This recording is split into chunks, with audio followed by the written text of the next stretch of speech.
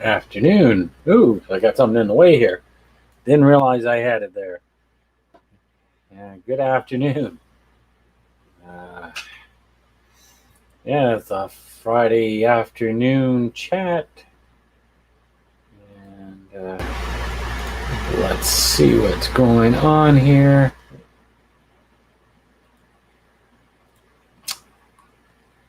There isn't any actions going on in comic books today. Been watching some podcasts talking about the DC layoff. Um,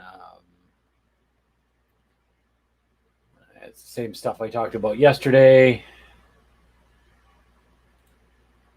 Let's see what's going on. Oh, yes, this is a big one I've been hearing lately. Cyborg actor Ray Fisher claims that Geoff Johns threatened his career while filming Justice League. Cyborg actor Ray Fisher has accused Geoff Johns of threatening his career. The incident happened when Justice League was being finished by Joss Whedon, and Fisher wanted to air grievances. The new accusation comes from Fisher posted on Twitter about the incident with Geoff Johns. When he attempted to go through proper channels to complain about Whedon's conduct, on Wednesday, Ray Fisher unloaded on Johns. He alleged that he was belittled and admonished for his actions. Here are some Fisher's words in full during the LA shoot for Justice League. Geoff Johns summoned me to his office to belittle and ambush me and my agent's attempt to take grievance upon the chain of command. He then made a thinly veiled threat to my career. This behavior can't continue. Fisher accused Whedon a month ago of abuse, unprofessional, and completely unacceptable behavior on the set. His post at the time also implicated Geoff Johns. In that tweet, Fisher said the Whedon's on-set behavior, Joss Whedon's on-set treatment of cast and crew of Justice League, was gross, abusive, unprofessional, and completely unacceptable. He was enabled in many ways by Geoff Johns and Jon Berg. However, his friends and players who worked under the Whedon many times, such as Alan Tudyk, came to his offense. Nonetheless, Fisher said he would not relent. He wrote on Twitter, "I understand full well the personal and professional risk associated with my speaking out against the abhorred behavior of Joss Whedon and his enablers, Geoff Johns and Jon Berg. I will not relent." Allegations against Whedon kept mounting, while Fisher got support from Zack Snyder's set photographer Jason Layboy and Gal Gadot stand-in and Caitlin Burrows. All either liked Fisher's social media post or shared their own stories. Burrows may have been in the stand-in. Layboy inserted that Whedon locked in a closet and threatened if she didn't do a scene. Gal Gadot had refused to. Grace Randolph was the first to break that story. Here's a post in the wake of the Whedon controversy. She wrote, "I doubt we'd ever get specific from Ray Fisher, Joss Whedon, but here's one I was the first to report. Gal Gadot did not want to film the scene, so Whedon did it with a stunt double. That's why you can't see her face." Geoff Johns keeps getting hit with rumors and reports that he's difficult and not liked in the film industry or at DC. Randolph also reported he brought Whedon on to complete and change Justice League into what it became. She also relayed words Johns, co-producers of Stargirl, isn't a very good showrunner. Additionally, he was supposed to cause a problem for David Ayer's Suicide Squad and Ben Affleck's work as Batman. Former co-president of DC, Diane Nelson, infamously tweeted, "Johns was no buddy of hers," when a reply to her claimed he was. Johns and Nelson stepped down from their posts as co-presidents in 2018. He returned to producing and is hands-on with Stargirl and upcoming Green Lantern series on HBO Max. So what do you think of that?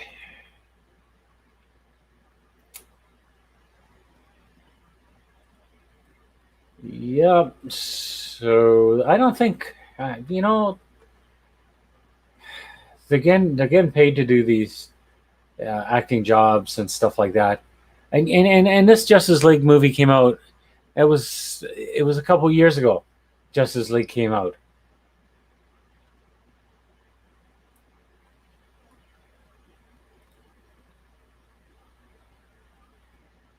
Now it looks like the Batman writer Tom Madison Tomlin hits at what fans can expect from Bruce Wayne. The Batman co-writer Madison Tomlin raised in a new interview with Matt Reeves' film will devolve into the trauma and soul of Bruce Wayne. Tomlin was talking to Den of Greek when he was pressed on the franchise picture back in the production. Unable to say much about for contractual reasons, he did offer an idea what's the heart of the story. He boiled down to the emotional angle of Reeves' association with. I think that's what Matt Reeves, as a filmmaker, if you look at any of his work, either or not it's Let Me In or Cloverfield or the Planet of the Apes movies, he's always coming from a point of emotion. It is never the big action thing, says Tomlin. Reeves has admitted he's all about the humanist slant. He can explore or bring to a piece. It's always what the character's soul, Tomlin continued. He then highlighted the film will lean into Bruce Wayne's trauma that forms him. I think that's really looking at Batman as somebody who has gone through this trauma, and then everything that he is doing is a reaction to that, rather than shying away from that. I think the film leans into that in some very fun and surprising ways, Tomlin added. He finished his thought by saying, "I think that's all I can say without getting yelled at." Tomlin and Reeves' script has been praised as clever and original by those who've seen it. A halt to shooting and amid pandemic concerns has left many wondering what corners might be cut, especially with reports that filming moved indoors. Tomlin allied with these concerns. I mean, the movie is the movie, and I think that's right now the plan is just to execute that vision, he said to comicbook.com. There are quite a ways into shooting as it was, and it is so just how do you finish safely, he added. How do you make sure that everyone can show up for work and then go home and be okay? Who can say for sure? We know that the Batman will follow Bruce Wayne in his second year as a hero, so still dealing with inexperience. And the trauma level may get turned up. Bruce may lose someone close in Reeves and Tomlin's story, possibly Alfred, according to a rumor. Madison Tomlin is new to big budget blockbusters and superheroes, but his progress has the potential to continue with other DC characters and Mega Man adaptation. Tomlin's latest project he wrote, Power Project, lands on Netflix this week. The Batman, meanwhile, he looks like he'll be staying on track, meeting its October 2021 release.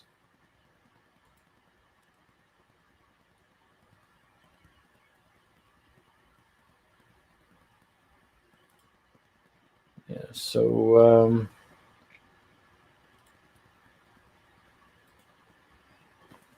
Yeah, so I don't know. What do you think of the Batman movie coming out?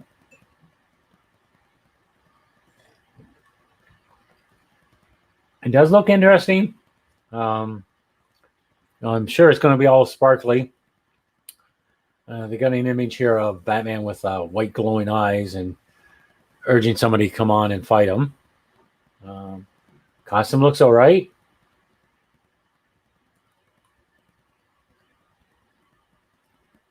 And we'll see. We'll have to see when it comes out.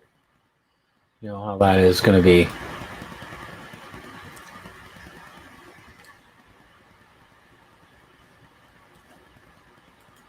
And this is an interesting one. CBR attacks Justice League director Zack Snyder, 300th film. Snyder's 300th film, and Frank Miller's comic calling it homophobic, racist, and ableist. I think I said that right. CBR continues their attack on pulp culture. This time they deployed writer Margaret Locklear to go after not only Zack Snyder's 300 film based on Frank Miller's comic book series, but Miller's original comic book series as well. Locklear attack comes as Warner Media announced the film will begin a 4K release on October 6th.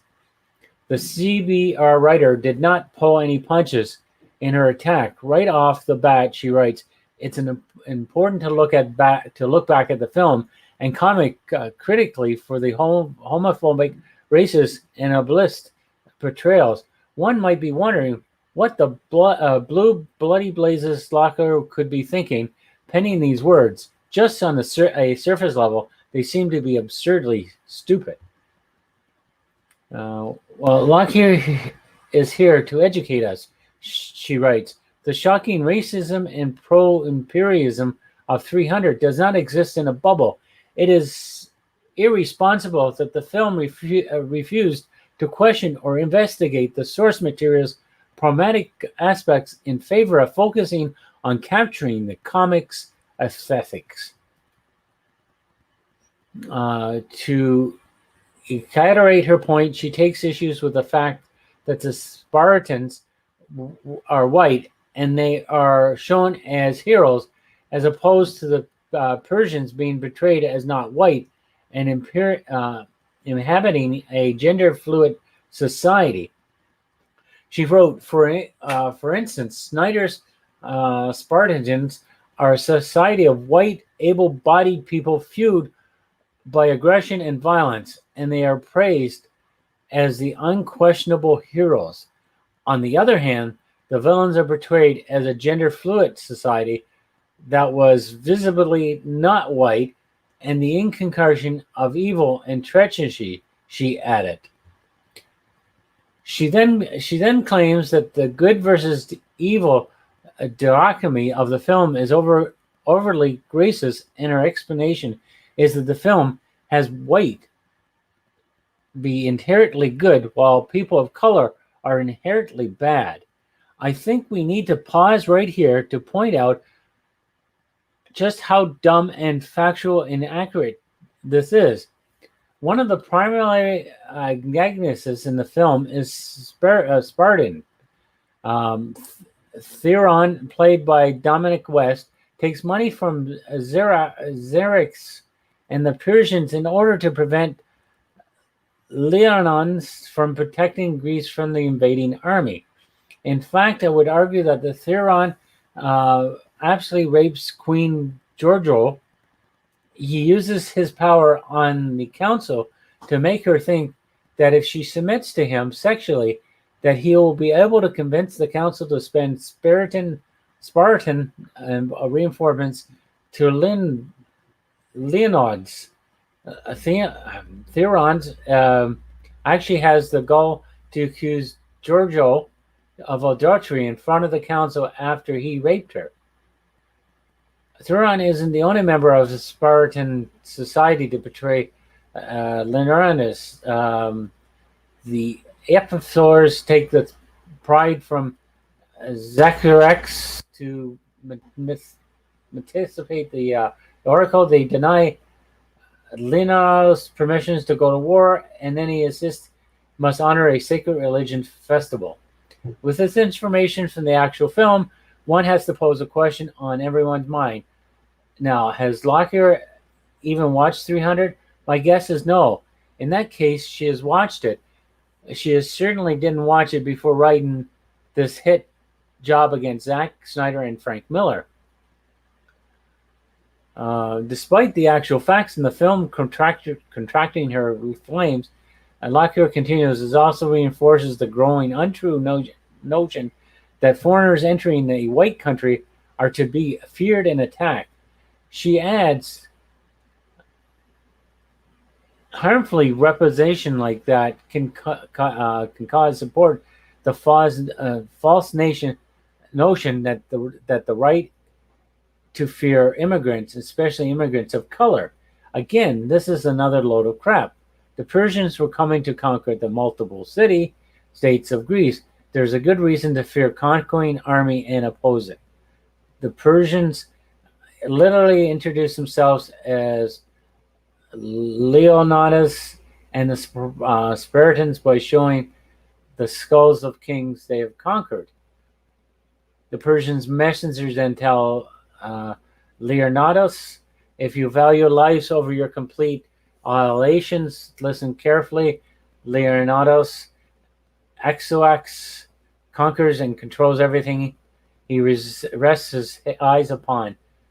He leads his army so massive it shakes the ground within its march, and so fast it drinks the rivers dry. All the king's exercics require is a simple offering of earth and water and a token of Spartan's submission to the wills of Xerxes. The messenger would go on and say, choose your next words carefully, Leonidas, you may be your last king. Again, I have to ask, did Lockyer even watch the film? Did anyone at CBR who saw this piece and approved it watch the film? How could you be the ordinate of not only a film that you're attacking, but the creators who made the film and the comic it is based on? She writes, furthermore, 300 Spartan, the heroes of the narrative, are from the military-based society that promotes violence, aggression, and fascism. However, the film frames this society as a free democracy. In combination with the above noted anti-Middle East sentiments, this fills into a warped notion of patriotism that prides itself in xenophobia and racism, she adds. Spartan society is not shown as a democracy. Leonidas must bow to the wishes of the emperors and the oracle and is not allowed to call Spartan to war. In the political sphere, there is also a council-controlled Spartan society. It is a control of this council and Theron's meditation. It is used to rape Giorgio. It is not a democracy. As for the ideal of xenophobia and racism, it is absurd. Leonidas and Spartans welcome the Persian messenger to Sparta. It is not until he threatens Sparta that Leonidas sends him down to the well. In a moment, I can describe his irony. After describing Sparta as a free democracy, Lockyer then writes, the film is irresponsible in its casual expression of fighting so-called freedom when the government itself is far from free democracy. Which one is it? Is it free democracy or not a free democracy? Can you make your mind up, please? She continues, King Leonidas claims that the Spartans are free men who are fighting against Tyrant, but the Spartans are the ones systematically murdering their own children for non-conformity. They are the ones who have created monoculture of soldiers and wives that offers zero opportunity for freedom of choice of expression.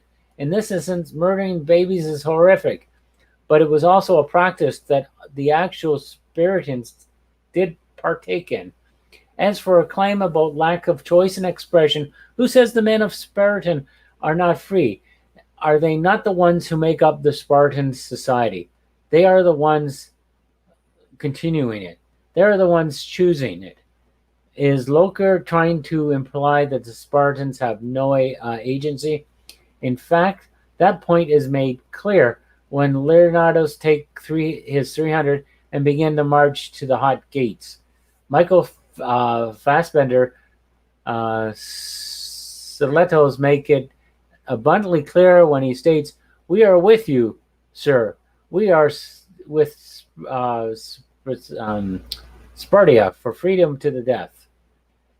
Lockyer would then use the murdering of child to claim the film is blessed. She writes, as mentioned earlier, the murder of children who do not conform to societal norms is one of the many issues with the Spartans pushing forward an ableist ideology. She adds, 300 glorifies the ideal that individuals with disabilities and those who do not fit a desired physical appearance have no right to live in a part of this society. Again, this is false and proves to be further evidence that Loker did not watch this film. Leonidas actually praises, sorry, I'm having a hard time saying a lot of these words. Epaulets, and I haven't watched the movie for a while. Spearwork. He only rejects his request to join the 300 when he's unable to raise his shield and participate in the Spartan feldplax.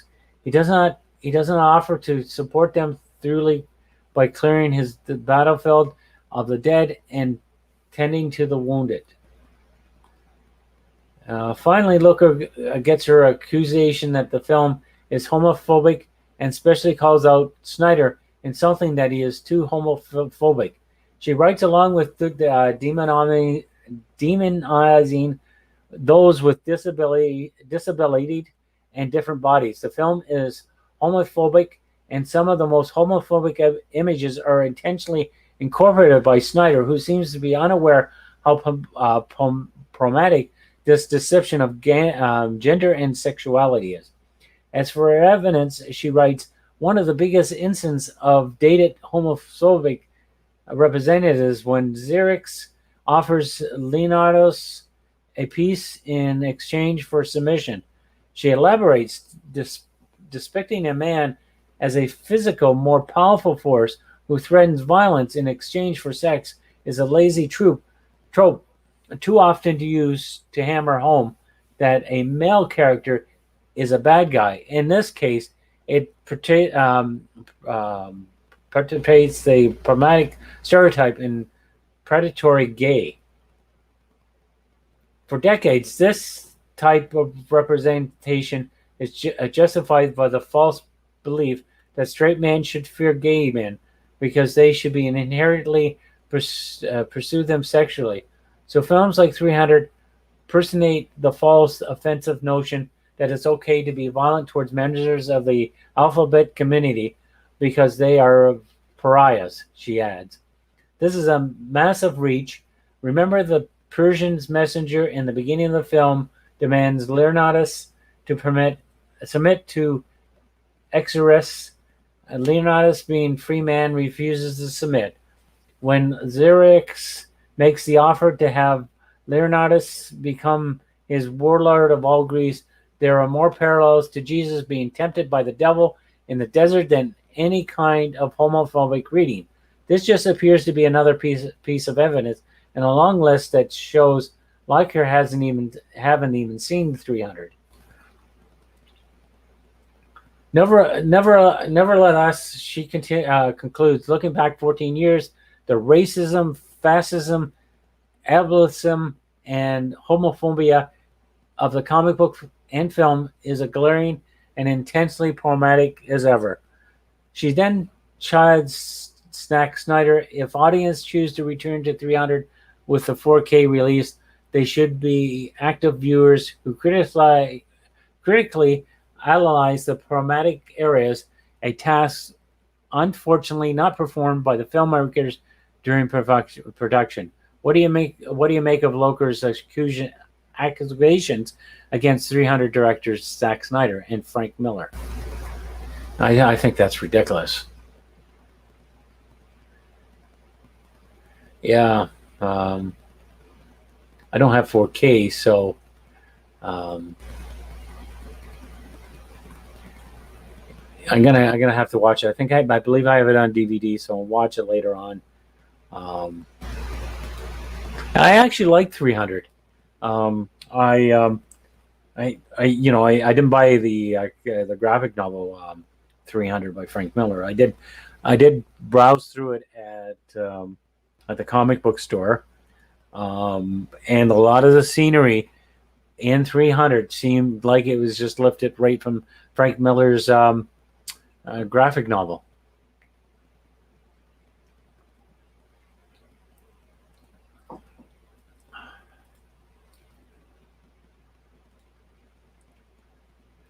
So it looks like Jurassic World Domination will see a return of animatronics dinosaurs, says director. Jurassic Park and its first couple of sequels are famous for two things: groundbreaking CG effects and animatronics, lifelike dinosaurs. Both blend together tremendously to deliver on awe and realism of that first trilogy.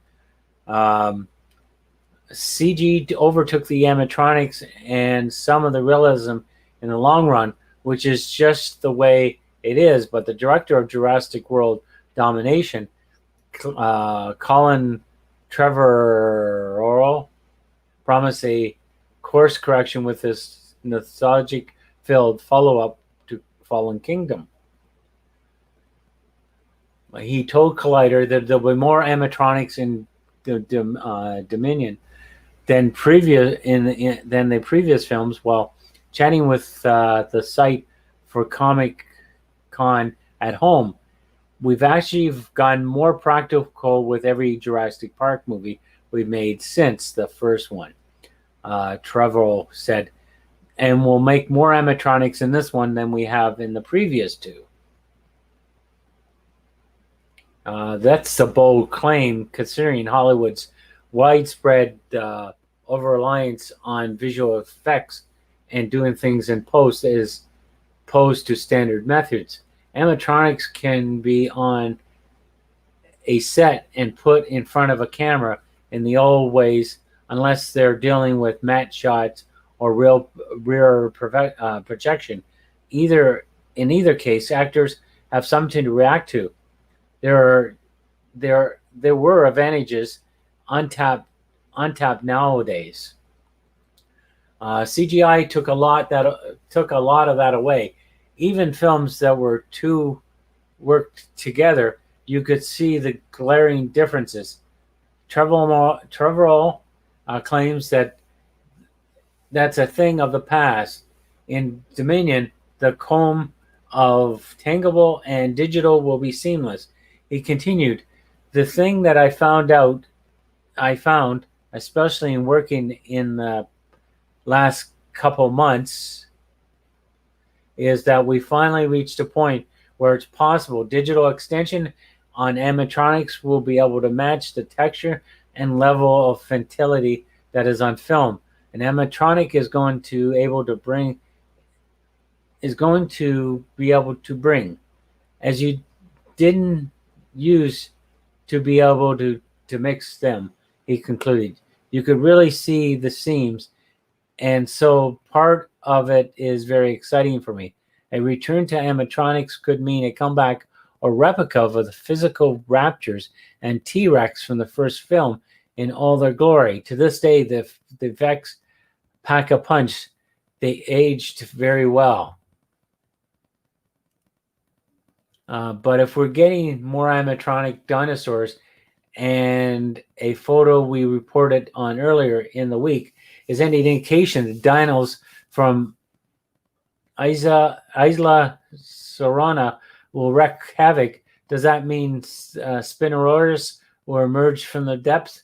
Fans sure hope so, and those practical effects will add an extra dimension to that rematch with the Tyrannosaurus that we've all been waiting for, should it come. Additionally, it's good to know that the original cast members Laura Dern, Sam Neill, and Jeff Goldblum get to be in a Jurassic movie closer to what everyone's familiar with. Jurassic World Dominations re-entered production in UK over the last few weeks. So what do you think? Looking forward to that. Getting animatronics and CGI together. Sounds exciting. Yeah, I kind of like the I like the first Jurassic Park movie. That's the original one. I didn't like the ones afterwards. The ones with Chris Pine. Was it Chris? No, not Chris Pine. I'm thinking the wrong Chris. Chris Pratt. That was really good. The first one he did. Seen the second one, it was okay. So it looks like there's some more stuff here for Zack Snyder's Justice League trailer. D-Salad, I think that's how you pronounce it. Or D-Sad, maybe it is. Confirmed for Zack Snyder's Justice League trailer. It was like Darkseid. I always thought that Darkseid was Darkseid. I always pronounced the other characters Dark Salad or D-Salad or something like that. So where Darkseid shows up to conquer, fewer aren't far behind. Then his servant and right hand, D-Sad, who comes to form, who will be by the tyrant side in the Snyder Cut of Justice League. And D-Sad presence will be felt in upcoming trailer for Zack Snyder's version, according to the new report from Grace Randolph, who got a sneak peek after her recent interview with the director. But Randolph said she only saw an unrendered outline as it's an unfinished effect, which means D-Sad will be principally CGI. Yes, I will, because I haven't seen rendered. Randolph said, answering if she have a reaction video once the trailer is shown at DC Fandom this month. And I will admit, at the beginning of the reaction, that I have already seen it unrendered. She continued, I want to see D-Sad's face. I only saw like an outline. D-Sad made a cameo in the reshoot Justice League finished by Joss Whedon, kind of black robed hooded droid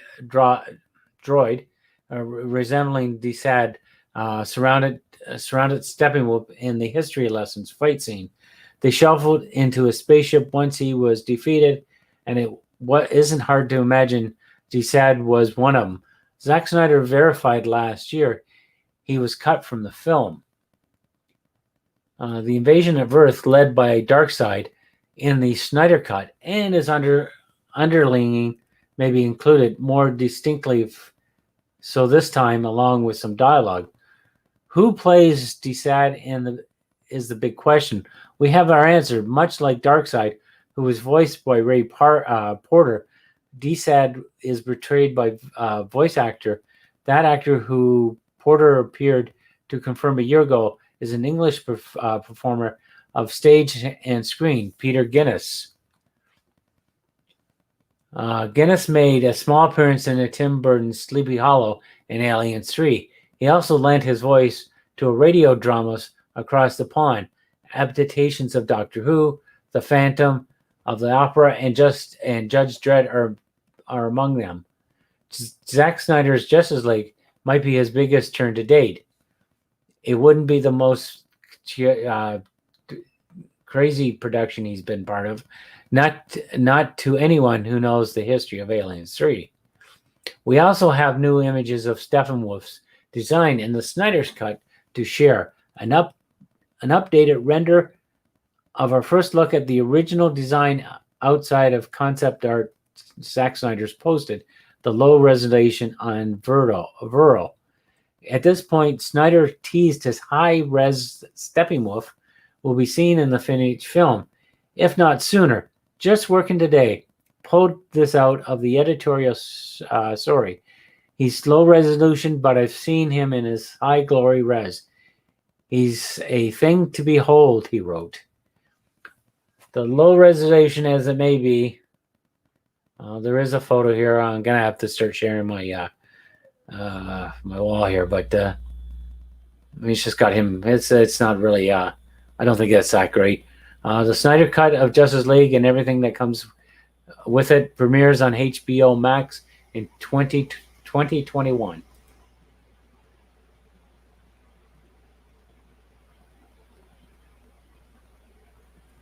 Yeah, so yeah, what did you think of the movie?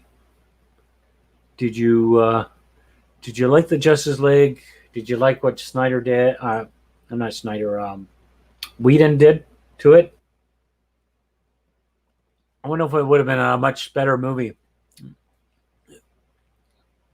I couldn't get into Batman v Superman, so I don't know if this would have been any better. I just find that that movie just it just didn't work for me.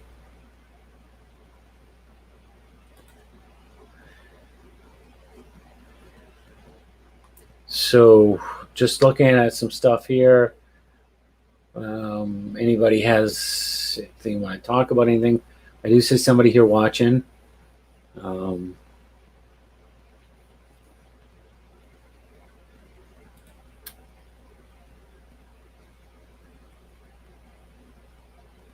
Now here's some here.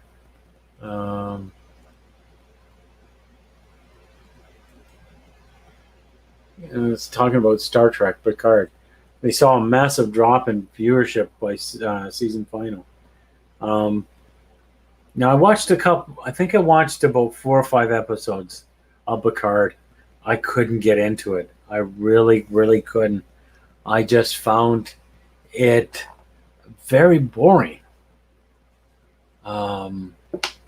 It was very dark and it was very confusing to follow.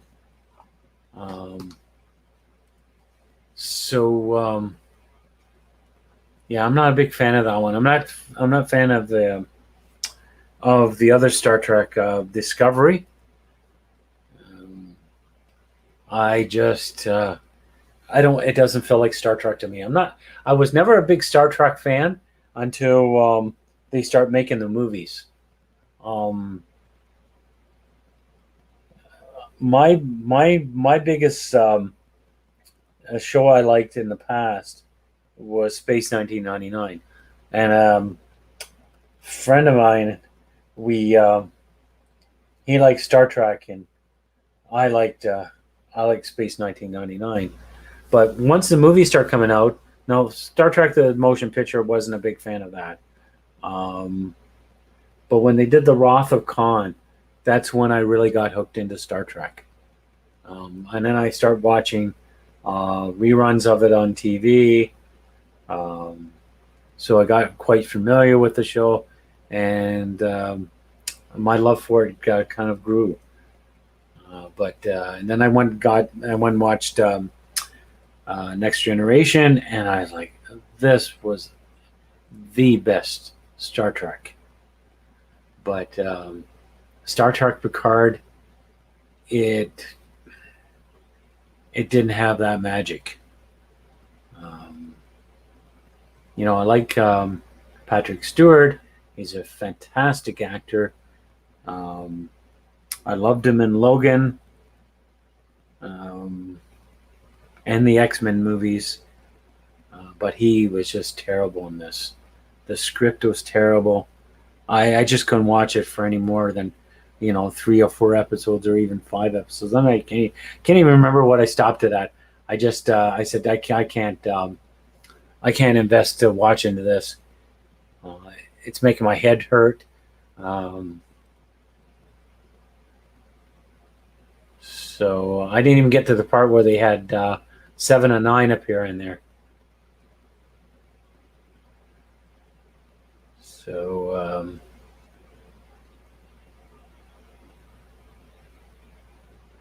so what did you do? What did you think of Star Trek Picard?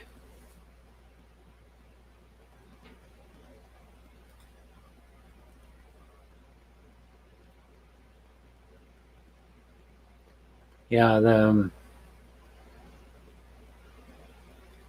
and Michael Berman on Star Trek Discovery. I couldn't get into that either. And the Klingons being changed, and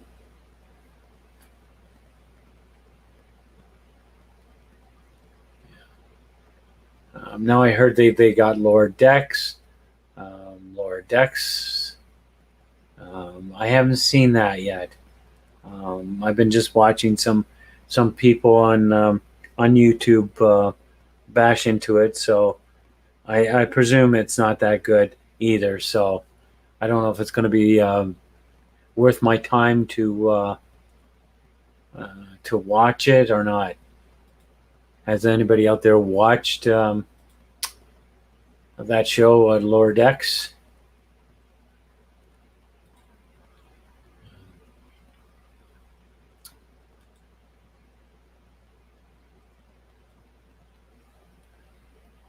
Yeah, so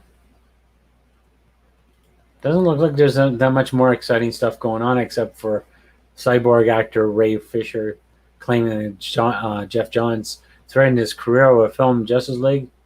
No, I was watching Ethan Van Sciver's podcast earlier today. I think he did it yesterday, and he was saying that that he knows Jeff Johns, and he says Jeff Johns isn't like that. So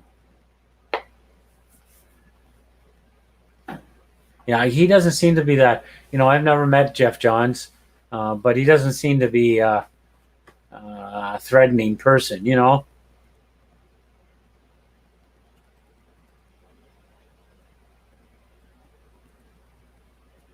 This is an interesting one here. Star Trek legend William Shatner fires back against Twitter outrage mob, accuses him of being a bigot.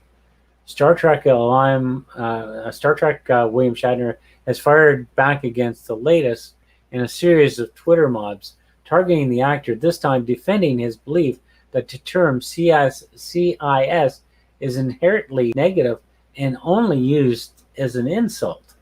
On August 3rd, Shatner shared a screenshot featuring users discussing how to get the veteran actor to block them on social media, particularly by creating crude drawings of Captain Kirk engaging in sexual situations with a Ferengi dressed as Spock. Now, deleted tweet user at Joel Hughes replied, "You're an old white man, so you must be a hateful bigot. Is the new bigotry the kids are all about these days?" Shatner is going along with a joke. Added, "You forgot CIS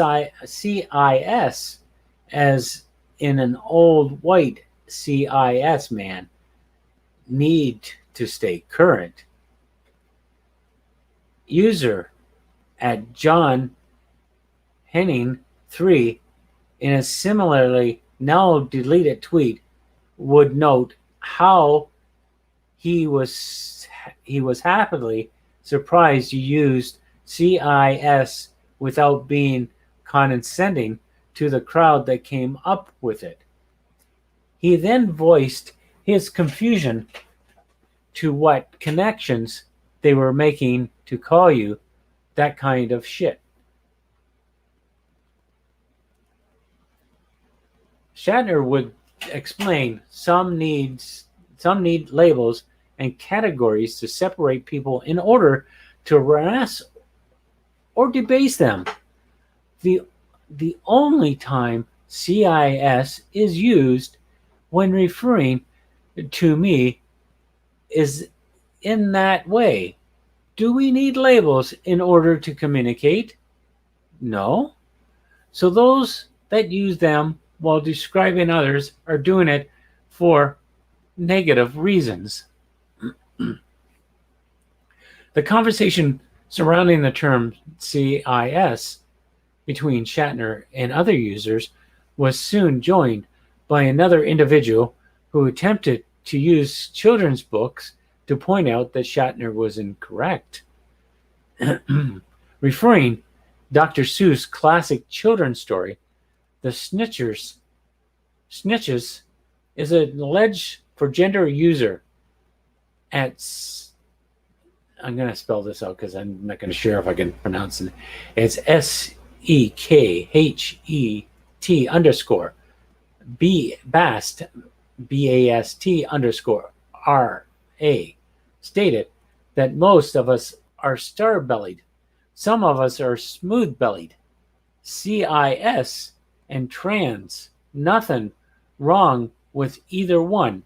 We're just a little different from each other. Shatner, in an example of his unusual quick wit, replied, "How wonderful that Dr. Seuss did that. I, however, am not a snitch. So please don't put a label on me to define yourself. Is that not clear enough to people?"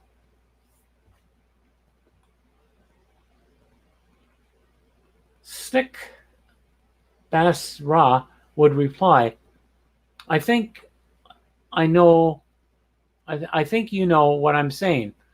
Smiling emoji. Sometimes decisions are useful, but we're more in common than whatever sets us apart. To counter Ra's argument, Shatner would discuss his own childhood experience being Jewish in a Catholic section of Montreal, and how to identify base bullying and racism cause an actor to feel distinctions are labels, and labels are dehumanizing. The day following this initial interaction, Shatner and Ra thread was discovered and quickly descended upon by Twitter activists eager to criticize Shatner for wrong thinking. User at Swagpan would call on Shatner to please stop with the transphobia and declared that it's not your place to tell trans folks what it is, what is and what is not offensive. Shatner wasn't having any of it. He questioned, how am I being transphobic? He then clarified that he asked that the people do not use the label CIS because it's only used as a diverse term of debasement and harassment. What I got back was, Bill, we have to call you that so we can define ourselves. That's a BS answer. If you need to use it, you are a troll. Another user went on to claim that every time he tweeted it only proved that he was a bully and a bigot for disagreeing with a black trans woman. This led Shatner to assert that all you are doing is putting a victim label on a bully.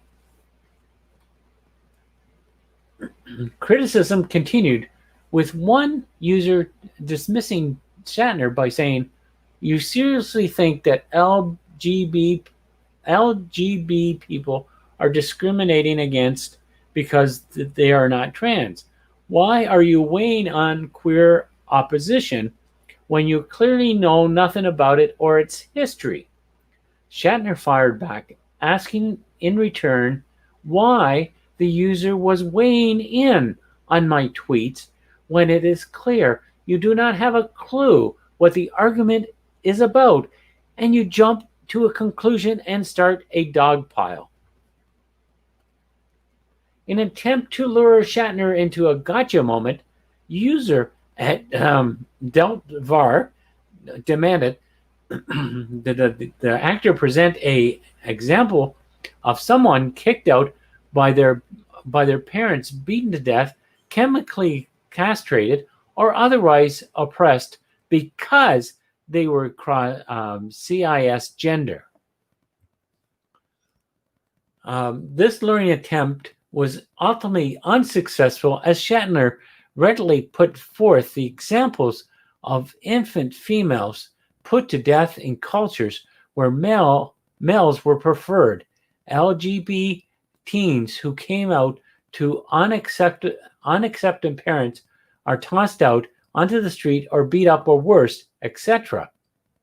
All of them are presumed to be under your label of CIS gendered.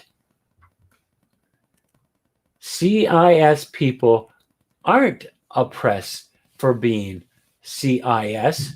You're still CIS no matter how many times you say it, claimed user Blind Rapture. They then proclaimed that until CIS people stop dehumanizing trans and non-binary people, you don't really get to determine what words we use to talk about our struggles. Blind Raptor's tweet would eventually be protected, but not before Shatner caught a screen captured and achieved it for his followers. One user came to Bill Shatner's defense at Radical Grenap said, "I hope you know the mess you are wading into, Bill. You found one of the many groups these days who will label you with horrible title if you disagree with them in the slightest way. This is how Twitter mobs work. I'm in agreement with you. For what values that holds." Bill Shatner, still somehow not tired, after fighting off the alphabet mob, replied, "I don't let them label. They'll be foolish to do so. The only facts that they can derive is that I do not appreciate the term CIS used to label others and myself. If that's going to cause them to call me names, then they are the ones with issues, not me." Later, Pink News ran a smear piece on Shatner. The actor would not only call out the website, but also point out that they're plagiarizing their article from Twitchies.com, documentation of the entire event. He also called out on the person who tagged him in the post that brought the article to his attention. Nothing that's here he hears the tweet. "The hit and run cowards blocked me." Geeks and Gamers Joshua reacted to Shatner's defending himself from the Twitter mob, saying very few things are fantastic and entertaining as when William Shatner takes on the SJWs, and that's how exactly what he has been doing all of last week on Twitter. He added, "This is about to get really crazy, but it's also highly entertaining." So what do you make of Shatner's defense against the Twitter mob? Yeah. You can't go against the Shatner. It's amazing how he's up on technology and he's on Twitter and stuff like that.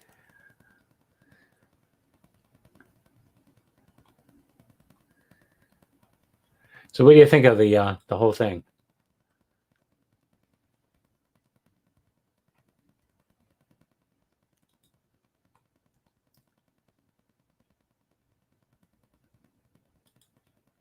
Yeah, and I'm gonna read one more here, and then I'm gonna call the day on this. The now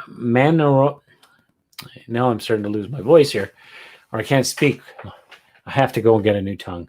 That's probably what I'll do the weekend is look for a new tongue.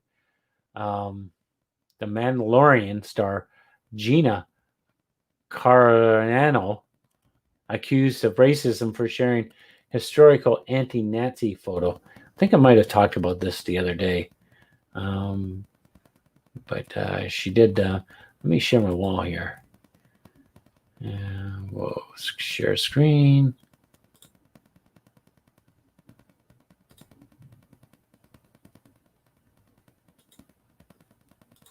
So we're going to share this.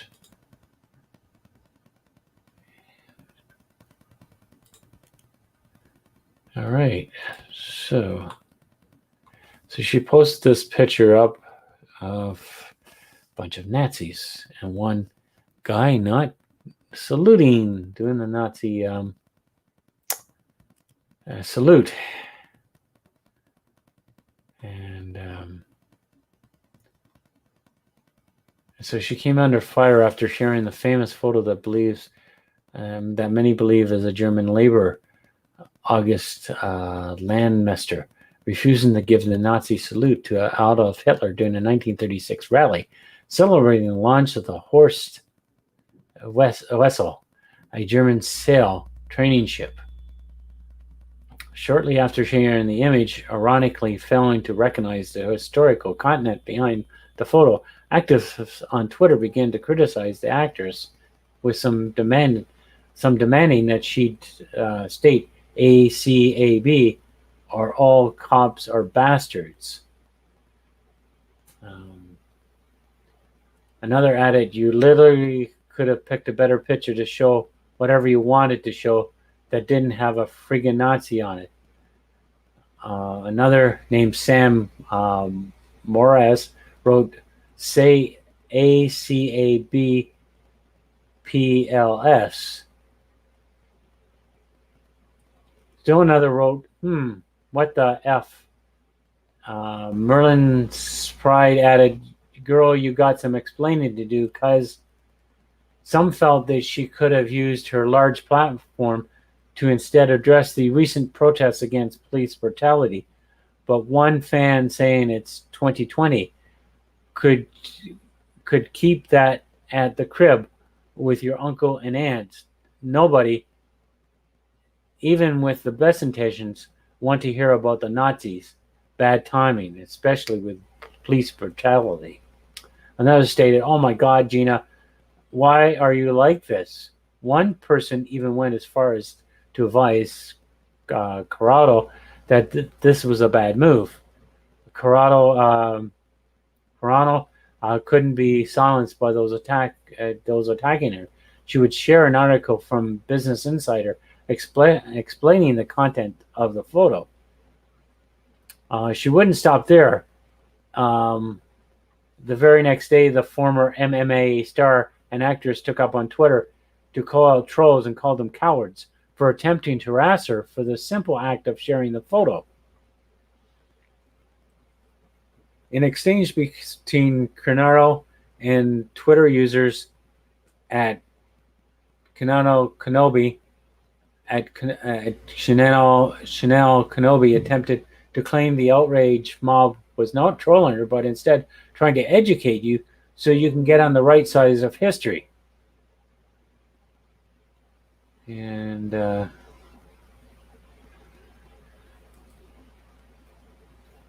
let's see here. However, Coronado disagreed with the disingenuous framing of the criticism leveled against her. She argued, in my experience, screaming at somebody that they're racist when there are not, indeed not, a racist in any post and or research you will show you those exact facts. She added, I am sorry, these people are not educators, they're cowards and bullies. Has become exceedingly common in recent times. Coronado's criticisms were unsatisfied with her refusal to bow to the demands, with many proceeding to level further insults against the actress and specifically called her a racist. Chanel Kenobi responded, no one is bullying you. You've showed the BLM movement. You have blocked people commenting on your post. If you're not a racist, then prove us wrong, because that looks pretty racist to me. Another question. So all that shit that just came to the conclusion.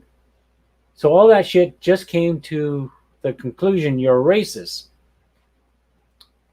Pasali Complete added, imagine being a grown woman in the public eye who's butthurt over a bunch of minimum wage, making college kids call on you blatantly racist and unprogressively behavior. Sleepy Fets added, Gina, you're not a racist. Then show us support and donate to Black Lives Matter. Use your platform and voice to stand up against the police who are committing crimes against the people they are meant to protect. If a 12-year-old on Twitter can do this, you can do. Zoko Skywalker added, if you're a racist, if you're completely ignoring the BLM movement and don't support it, being silent puts you on the side of the racists and the oppressors. Manio, I'm having a hard time saying that one. Mano Oben stated, it's not clear to be not to be racist, but you must be anti-racist. Nobody has been screaming at you. We've been trying to tell you why some of the things you've posted and not posted have been harmful, and you block people for trying to inform you. However, Gina was without her allies and supporters, as many friends and fans rallied around the actress's stance against bullying and cancel culture. These supporters included MMA fighter Tyron T. Woodley, who enthusiastically cheered for Gina to say it a little louder for the people in the back. Gina would be also recognize her fan support by replying to many who tweeted encouragement with words of thanks. Gina would continue to stand her ground against the mob and would later share a meme that said, it had to be said, alongside a caption that read, I am now more motivated than ever to spend the time I have on Earth attracting my team from all different parts of the world. My energy goes to people who are focused on the truth, love, equality, and freedom. Do not be afraid. Dead Space art director Ian Milham offered his support to the settlement by replying to her tweet with hashtag Team Coronado. Fellow Mandalorian, I can't even say Mandalorian. Can't even say that word today. Mandalorian actor Chris Bartlett, RA7 droid Q9-0, would make his stance against cancel culture bullies by declaring that he was standing with the castmate Gina Carnero. You'd pound love, or hashtag love, to know and work with this human. She is a beautiful example of humanity and kindness to everyone. Conrado would reply, "Ah, Chris, thank you. Big hug from here, my friend." Despite the outpouring of trolls against her, Gina refused to step away from the public sphere. On August 5th, amidst the continued attacks against her, Gina would share a positive message with her followers and supporters, saying, "My heart is filled, so much warmth from all of you. Just when you think the darkness starts closing in, all of you lit a candle to light my way." It really is incredible. The people standing with each other are each other, heart to heart, believe there is hope. Even with a positive message, the public visibly replies attached to the tweet were still used to an opportunity for others to attack Gina by stating, "Imagine being racist." Finally, Gina would share a quote from Braveheart, which reads, I fight and you may die. Run and you will live at least a while. And dying in your beds many years from now, would you be willing to trade all the days from this day to that? For once, just one chance to come back here and tell our enemies that they may take our lives, but they never take our freedom. So what do you make of the attacks against her?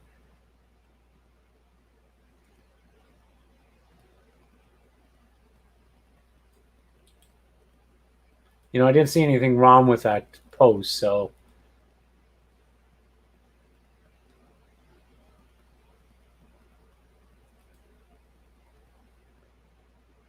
Yeah, and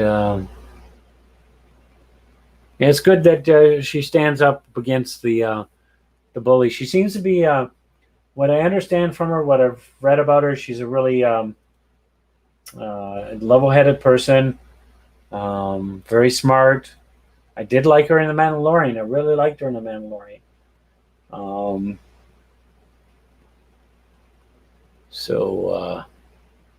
Yeah, you gotta stand up. If people start calling you out, you can't go crawling under the rock. You have to face the darkness, or you're not gonna get anywhere. So I've got some stuff that just came in. Just reading here, DC Comics publisher Jim Lee reveals 25% of company's published line wasn't breaking even. Commits to diversity and exclusively. DC Comics publisher and chief creative officer Jim Lee recently discussed the recent layoffs at the company and the future of DC Comics. Speaking with The Hollywood Reporter, THR, Lee stated that this week has been a really heavy, difficult time, not just for me, but for the entire organization. We've said goodbye to people that have been a huge contributors who've helped define and make DC what it is today, he stated. He would specifically be asked if DC Comics was still publishing comics. Lee answered, "Absolutely, 100%. This is the cornerstone of everything that we do. The need for storytelling, updating the mythology is vital to what we do." He then added, "The organization leans on us to share and establish the meaningful elements of the contents that need to be used and incorporated for all those adaptations. When we think about reaching global audiences and we see comics helping drive that awareness and that international brand, it is very much part of our future." Lee shockingly revealed just how bad their lineup has been performing. He also detailed they'll be reducing the lineup sufficiently. Lee stated that said that we will be reducing the size of the slate, but it's about looking at everything and looking at the bottom 20%. 25% of the line that wasn't breaking even or was losing money. Lee would try and put an optimistic spin on the dismissal state of their lineup. It's about more punch for the pound, so to speak, and increasing the margins of the book we are doing. The fact that a quarter of the lineup doesn't make the company money is shocking fact that Lee admitted. But Lee and former DC publisher Dan DiDio previously detailed in 2018, things weren't all that well for the comic book industry, specifically DC Comics. DiDio explained at the time, it's a lot of products. There's a lot of finite dollar in the marketplace, at least the direct market that we see. It recycles through. The base price for comics are now $3.99. Well, it's $4.99 here in Canada. We're paying at least $1 more for comic books. I have to believe some of the money goes to buying books at a higher price rather than buying a wider set of books that are out there. He's also admitted that there was some sense of contraction in the business. We just keep an eye on the market itself. That's one of the reasons why we're doing different different things in other areas, because there is a sense of contraction taking place. Then we've got to show growth in areas that we think there's opportunity, like the young market. Later, he claimed that the first issue of the Three Jokers sold 300,000 copies, and that's every issue of the Joker War storyline in Batman has increased in sales numbers. The last reported numbers from Comicron came in March. Batman 90 shipped an estimated 83,385 copies. Batman 91 shipped an estimated 88,735. These books were the second and third most shipped books behind Marvel's Spider-Woman #1 that shipped 142,089 copies. The Joker War story didn't begin until Batman 95, which debuted in July. Then he noted that they plan to align the comics with franchise brand content. It's unclear what this means, and Lee doesn't really explain it. He states it was about aligning the books to franchise brand content. We've developed and made sure that every book we put out, we put out for a reason. When asked about promoting Marie Jarvis and Michelle Wells to interns to editors-in-chief, Lee committed the company to diversity and inclusively. We're told THR we thought it would be a great pairing to bring them together to help draft and organize the content we're doing along these titles across digital, across global. We wanted to make sure that we had diversity and inclusively, and making it a way we had it authentically to the story that we're doing.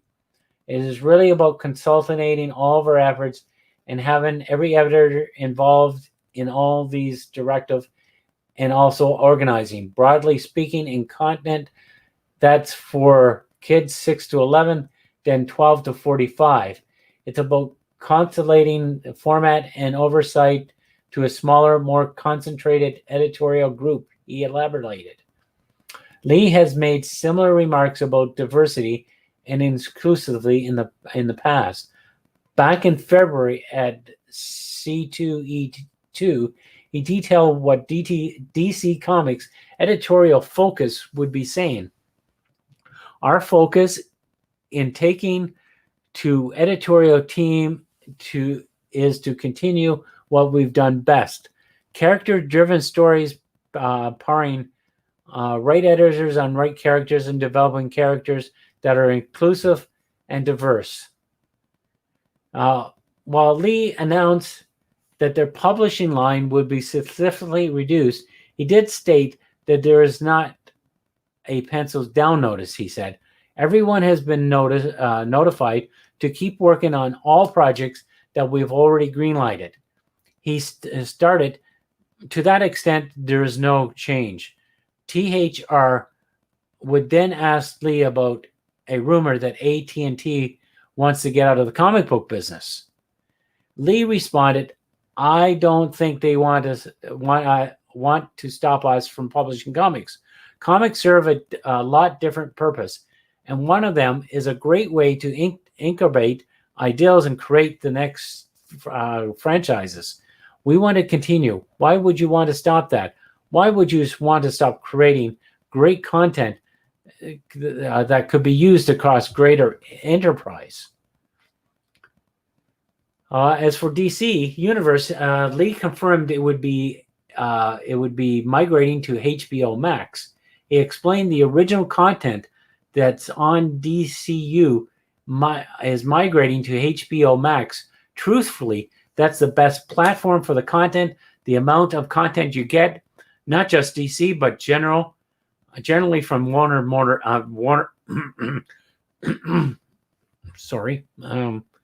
Warner Media, is huge and the best value proposition. If I'm allowed to use that marketing term, we feel that is the place for that. He added in regards to the community and experience that DCU created and all the backlist content, something like 20,000 to 25,000 different titles, and the way they are connected with fans 24/7. There's always going to be a need for that. So we expected to transform it, and we have more news on what it will look like. It's definitely not going away. He then discussed DC Direct and noted that they'll be changing their business model to a higher price collectible with focusing on licensing. Lee explained it's about evolving the model. We want to produce those collectibles, serve those fans, but we probably will shift to a higher price point collectible and more of a license model. We're working with manufacturers we already work with. From a consumer point of view, that will not change or drop off the quality of work we're seeing. Behind the scenes, how we create it and when we get them going to change. We're going to have our principal lead of DC Direct, Jim Fletcher, the company. He will be showcased in a fun panel with J. Scott Campbell at Fandom. He added, as for the future of DC Comics and where Lee sees the company in 2 years, he believes there's more of an international content as well as more digital content. Lee elaborated, when you talk about growing our business, both physical and digital, to me, the opportunities are global. That's what we'll be focusing on. Sometimes that will take the form of content that we'll take here and translate it and sell it in other marketplaces. But we want to partner with creatives in various territories and unlock stories and feel authentic to their marketplace with characters that can embrace as their own and look for opportunities to take those characters and see them throughout our mythology, he explained. As for digital strategy, he explains they hope to follow the example of Injustice, where he claims it outsold Batman the year it debuted. It's unclear if he's referring to digital sales or overall sales. Regardless, he hopes to translate digital success to print success, like Injustice explaining. And when we look at that content and reprint it in a physical form, we sold hundreds of thousands of units. It was a big of a hit in physical as in digital. He adds, we'll take the most successful book and repackage it as a physical books. Lee also admits that they will focus on digital sales over physical books. I think there is a definitely business to be had in physical books. But that said, I think there's a greater upside in digital because we can go to a more global audience and the barriers to entry, especially in this pandemic, is lower. It is easier to get into digital content into the hands of the consumers who want to read stories. We want to lean into that. And I think thoughtfully what digital content should be, what it should look like, the format Lee concluded. What do you make of Lee's assessment of DC Comics and his plans for the company moving forward? You know, I don't think digital is going to sell. You know, I tried digital. You know, my eyes are starting to fail. You know, you can blow up the panels, but it doesn't feel the same. You got to hold paper in your hand. You know, I've said this many times. Digital is not going to sell. I don't know what you know, Jim Lee is planning. You know, if that's going to work. You know, the restructuring. It just we're going to have to see. Like a lot of the books, I'm actually planning on dropping a lot of DC books. I'm only getting. I think I'm getting Superman Action, The Flash. I was getting Green Lantern by Morrison.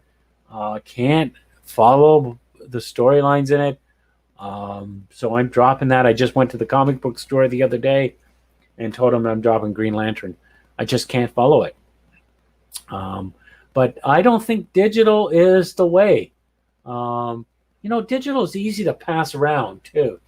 You know, so you got a lot of pirates out there that can pass around.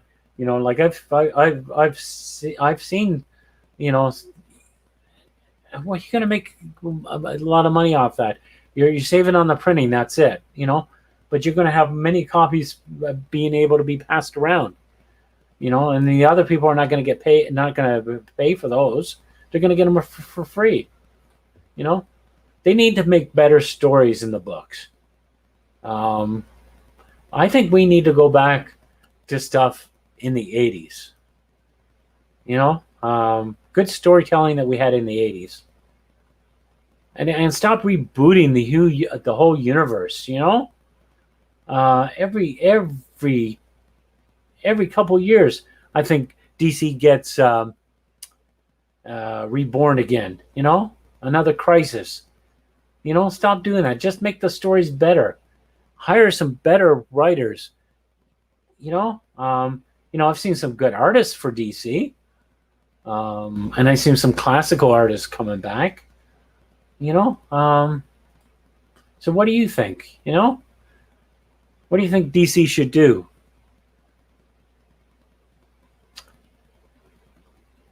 So I think I'm going to. I've been here for an hour and a half. My voice is starting to go on me.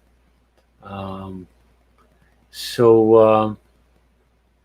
if you want to comment some, I'm going to stay on for a couple more minutes, another 5 minutes or so. Just say hi. Let me know that you're here. You know, tell me what you think of, you know, some of the stuff I've talked about. You know, DC Comics and stuff like that. You know, I'm gonna be working on changing the format of this channel soon. I got a whole bunch of stuff in the pot I'm working on. So I do some photography. Whoever's listening doesn't know, I do some photography. I write comic books. I do a book. I'm working on a book called Max Burger PI, which is a mutant hamburger private investigator. I'm also working on a superhero book called The North Shield. And then I got the podcast. So I'm quite busy. So I've edited, I took 875 photos this morning.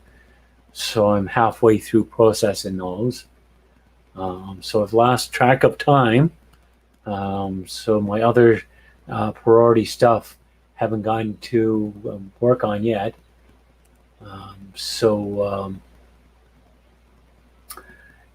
You know, this channel is going to get upgraded as soon as I can get a chance. And I've got to go back and draw. I was supposed to finish off one last panel, and I never did. And I've got an Indiegogo I'm trying to put together. So that's the challenges right now I'm at. So, and I've got some new stuff I got to work on and play with. So I'm going to head off. Well, no, not really. No, I still got a few more minutes. Sorry. Um, but yeah, this is. Yeah, I'm going to start putting out some really good books. I'm going to put out some good stories. I'm. I think the mainstream comic book industry is just about. There's too much politics in the stories rather than giving us fantasy stories and some that we can leave the real world. Um, they're just giving us a lot of political stuff, and I'm tired of the stories. I don't find them exciting anymore. I don't think I've grown out of comic books. I've gone back to some of my old books that I've read, like Watchmen, my John Byrne Fantastic Four, and I still have love for those. I still get excitement about reading these stories. Um, but the books I've got now, um, like the Flash, almost every issue has a different artist, and then sometimes you'll have two or three different artists in one book, which sometimes gets a little confusing. So yeah. So anyway, now it's time to go. I'm going to head off. Have everybody have a good weekend. Whenever you're watching this, it might not be the weekend. So have a good day. Bye bye.